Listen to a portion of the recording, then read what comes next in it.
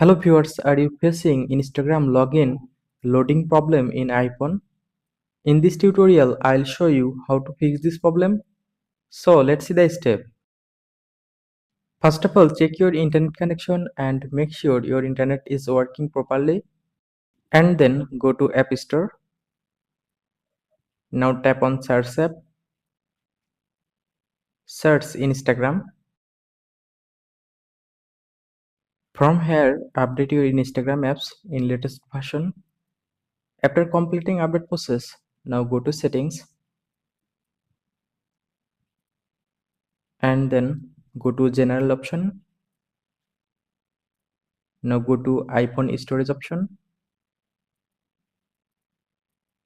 From here, find Instagram from the app list and then tap on Instagram.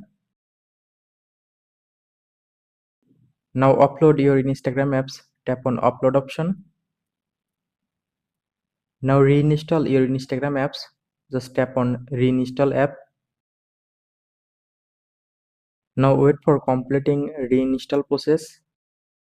After completing reinstall process, now restart your phone.